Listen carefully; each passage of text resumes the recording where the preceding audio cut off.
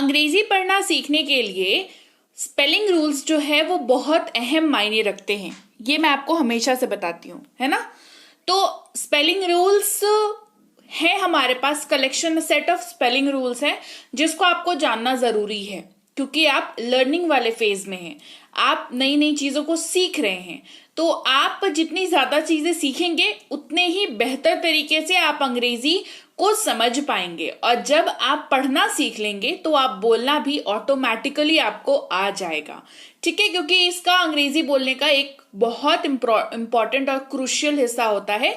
अंग्रेजी आपको सही उच्चारण के साथ, सही नियमों के साथ पढ़ना आना आपको चाहिए। तो जीरो से इंग्लिश पढ़ना सीखने वाली क्लास की सीरीज है ये। क्लास को चलिए शुरू करते हैं। बहुत सारे मतलब नियम होते हैं। मेरा मतलब ये कोशिश होती है मेरी कि मैं उन नियमों को एक एक करके आपको, जो आसान हैं या एक तरह के हैं, उनको कलेक्शन करके, उनको कलेक्शन में बना करके आसान भाषा में आप तक पहुंचा पाऊं, ताकि आपको आसानी से समझ में आ जाए। सबसे पहला रूल है, क्यू के बाद यू का प्रयोग होता है। ये एक स्पेलिंग रूल है, ठीक है। क्यू के बाद जो है आप देखेंगे यू का प्रयोग। उदाहरण के तौर पर सबसे पहला है हमारे पास क्वीन, QUEEN। यहां पर देखिए क्यू के बाद यू का प्रयोग किया जा रहा है, जिसकी वजह से यह बन रहा है क्वीन। क्या बन रहा है? क्वीन, ठीक है। तो क्वीन का मतलब क्या होता है? क्वीन का मतलब होता है रानी। क्वीन का मतलब क्या होता है? क्वीन का मतलब होता है रानी। तो यहां पर क्यू और यू आपको साथ में उच्चारण करता हुआ दिखेगा आपको, ठीक है। Queen, right, queen. फिर एक क्वेश्चन। अगला क्या है? यहां पर भी देखिए आप, क्यू के बाद यू का यूजेज है। आपको जो भी स्पेलिंग जहां पर आपको क्यू दिख रहा है, आपको यू वहां पर दिखेगा। क्यू के बाद यू का प्रयोग होता है। क्वेश्चन, QUESTION, क्वेश्चन, जिसका मतलब होता है प्रश्न। फिर है इक्विटी, चाहे शुरुआत में हो, चाहे आखिर में हो, चाहे बीच में हो, चाहे सेकंड लास्ट हो, चाहे शुरुआत से सेकंड हिस्सा हो या मिडिल में हो, क्यू के साथ यू दिखेगा। उसका एक उदाहरण है इक्विटी, EQUITY, इक्विटी, ठीक है। इक्विटी का मतलब होता है हिस्सेदारी। इक्विटी, हिस्सेदारी। फिर है अर्थक्वेक। इसकी स्पेलिंग देख लीजिए, EART। अर्थ की स्पेलिंग आती है, अर्थ की स्पेलिंग आती है EARTH, अर्थ। फिर है क्वेक, QUAKE, अर्थक्वेक, ठीक है। तो क्यू के साथ अगेन यहां पर यू आपको दिख रहा है। अर्थक्वेक का मतलब होता है भूकंप। क्या होता है? भूकंप, राइट। अच्छा, अगली स्पेलिंग रूल की बारी। एक्स के बाद कभी भी, ध्यान दीजिएगा, एक्स के बाद कभी भी एस नहीं आता है, लेकिन एस का साउंड जरूर आता है। बात समझ रहे हैं?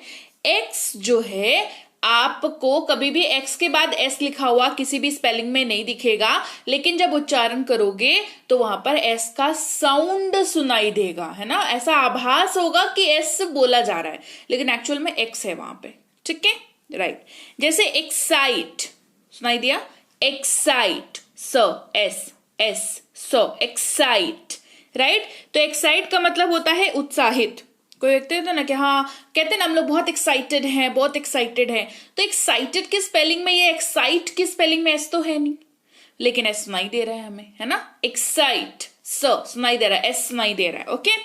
उत्साहित, एक्सक्लूसिव, एक्सक्लूसिव, इसका मतलब होता है विशेष। कोई चीज जो बहुत विशेष है, कहते हैं ना एक्सक्लूसिव है। जैसे आप देखे होंगे, आपने देखा होगा कई डिजाइनर की एक्सक्लूसिव कलेक्शन है, मतलब वो वही, मतलब कभी बनाई हुई है, विशेष है वो बेसिकली, राइट। आसान भाषा में समझे तो विशेष, राइट। तो क्या पढ़ते हैं? एक्सक्लूसिव।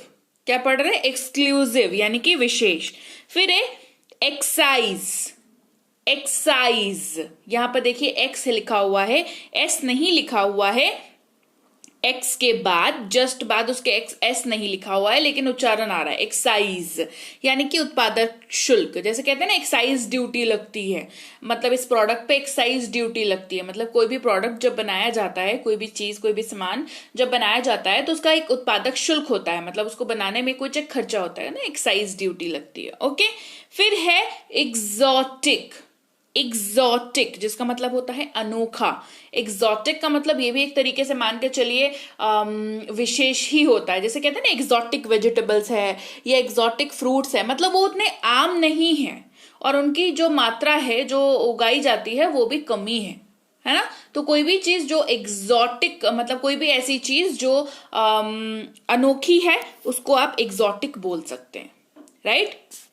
सब्सक्राइब नहीं किया है तो फटाफट से कर लीजिए और क्लास को चलिए आगे बढ़ाते हैं, अगले स्पेलिंग रूल्स की ओर आते हैं।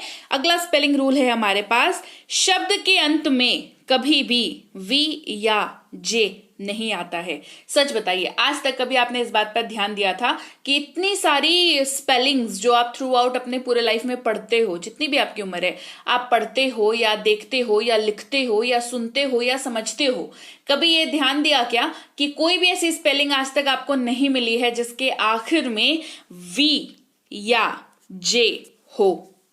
क्योंकि ऐसा नहीं होता है, किसी भी शब्द के अंत में कभी भी वी या जे नहीं आता है, यानी कि कोई भी स्पेलिंग जो है वो वी या जे से खत्म नहीं होगी, राइट। जैसे हैव, HAVE, हैव, है ना। हैव इसको पढ़ रहे हैं लेकिन लास्ट में ई लिख रहे हैं, है ना। इसको अगर ऐसे वी लिखे तो क्या सही होगा? नहीं, पढ़ते उसको हैव है ना, लेकिन लास्ट में ये लिख रहे हैं क्योंकि वी से एंडिंग नहीं होनी है इसकी, तो ई हमें चाहिए वहां पर। तो ये हो गया हैव जिसका मतलब होता है पास है या पास। ये मेन वर्ब हेल्पिंग वर्ब दोनों तरीके से यूज होता है, इसकी क्लास में आपको ऑलरेडी करा चुकी हूं। फिर है जज, JUDGE,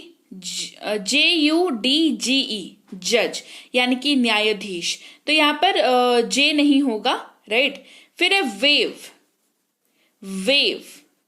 WAVE, वेव। फिर है एज, क्या है? एज, EDGE, ठीक है। तो यहाँ पे उच्चारण जो है ज का है, इसी वजह से यहाँ पे इसको ऐसे लिया गया है, लेकिन एंडिंग जो है वी या जे से नहीं होगी। फिर है शॉर्ट वॉवल के बाद सी के या के का प्रयोग होता है।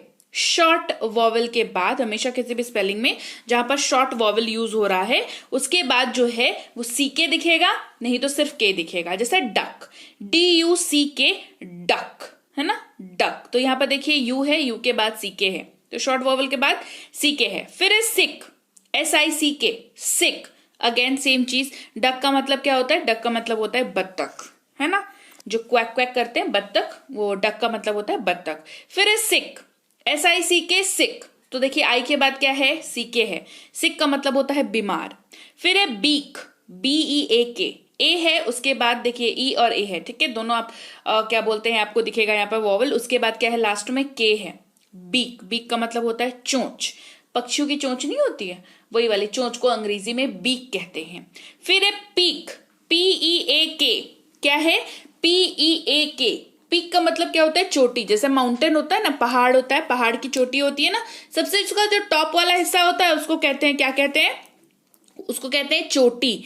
यानी कि पहाड़ को कोई भी उसकी जो टिप होती है, पीक, है ना, कहते हैं माउंटेन पीक, राइट। तो उसको वहां पर क्या यूज हो रहा है? ये चोटी, पहाड़ की चोटी यानी कि पीक उसको कहते हैं। अच्छा, ज्यादातर शब्दों में ये अगला रूल है, ज्यादातर शब्दों में कम से कम एक वॉवल होता है, बिना वॉवल के शब्द का निर्माण नहीं होता है।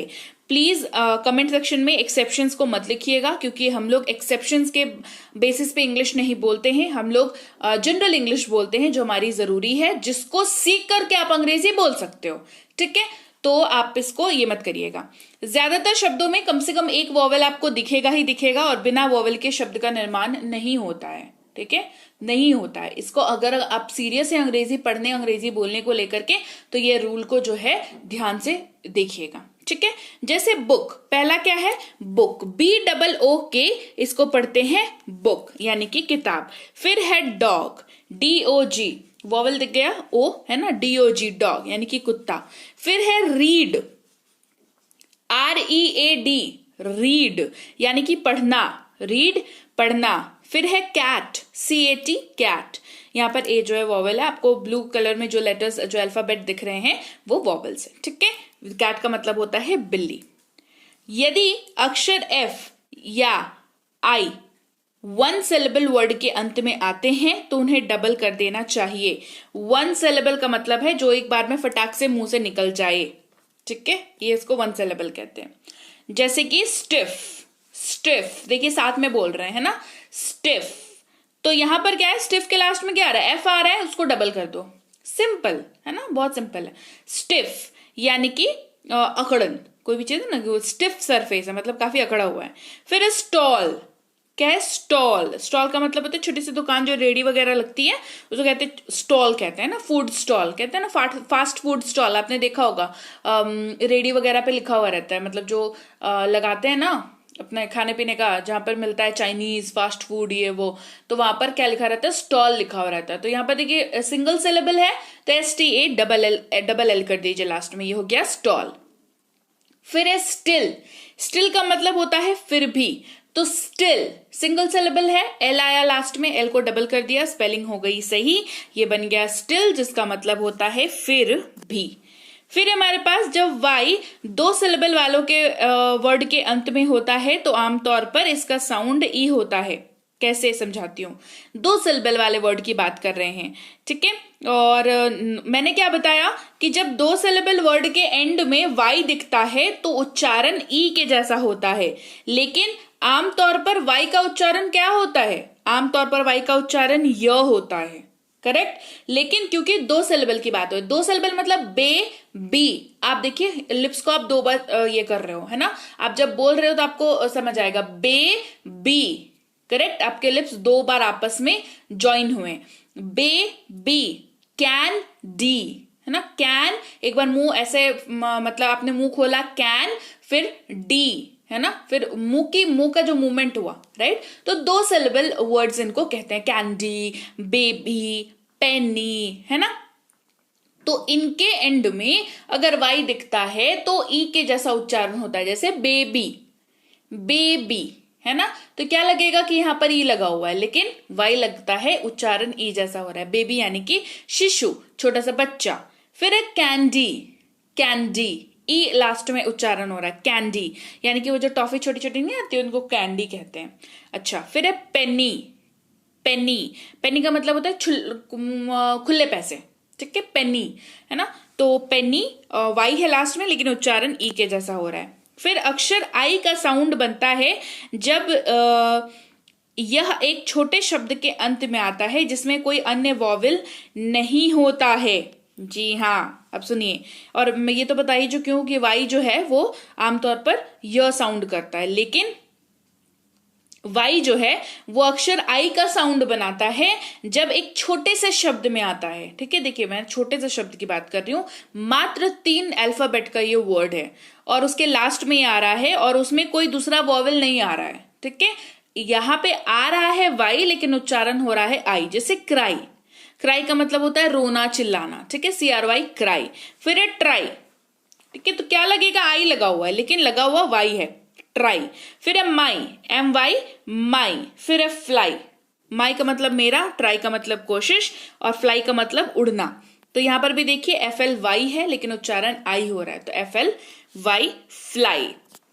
फिर हमारे पास जब B, D, G, M, N, O, P, note कर लीजिएगा इसको, दो सिलेबल वर्ड में एक छोटे वॉवल के बाद आते हैं तो कॉन्सोनेंट को डबल कर दिया जाता है। ध्यान से सुनिएगा, जब भी किसी वर्ड जो कि दो सिलेबल है उसमें B, D, G, M, N, O, P एक छोटे वॉवल के बाद आए तो कॉन्सोनेंट को डबल कर देंगे। जैसे सबसे पहला रैबिट, यहां पर देखिए क्या हो रहा है, आर है, फिर है ए जो कि छोटा वॉवेल हो गया है ना, मतलब ए आया ना, सिंगल वॉवेल है यहां पर, फिर यहां पर क्या आया, बी आ गया, तो उसको डबल कर देंगे, ये बन जाएगा रैबिट यानी कि खरगोश, रैबिट यानी कि खरगोश। देखिए जो नियम आपको थोड़े से कॉम्प्लेक्स लगे ना उसको 2-3 बार पढ़ेंगे ना तो आराम से समझ में आ जाएगा। फिर है मैनर, MANNER, यहां पर क्या किया, एन को डबल किया क्योंकि उसके पहले क्या था, ए था, है ना, तो क्या कर दिया, मैनर। कॉन्सोनेंट को डबल कर रहे हैं, राइट। कॉन्सोनेंट कौन कौन सा कॉन्सोनेंट को डबल कर रहे हैं, B, D, G, M, N, O, P, ये वाले कॉन्सोनेंट अगर हैं तो इनको डबल कर देंगे, छोटे वॉवल के बाद आएगा अगर तो किसी वर्ड में, ठीक है। फिर है बैनर, यहाँ पर देखिए BA है, फिर N है, तो N कॉन्सोनेंट है, उसको डबल कर दीजिए। बैनर, बैनर जो बैनर पोस्टर नहीं लगते रोड के साइड में, बड़े बड़े एड जिनमें लगते हैं, बैनर कहते हैं उनको। फिर है ड्रमर, DRUMMER, तो यू है, M के पहले यू है, यू क्या है वॉवल है, और M क्या है कॉन्सोनेंट है, डबल कर देंगे। ड्रमर यानी कि ढोलक वाला, ड्रमर का मतलब कौन होता है, ड्रमर जो ढोलक नहीं बजाता, ड्रम बजाता है जो, उसको कहते हैं ड्रमर, राइट।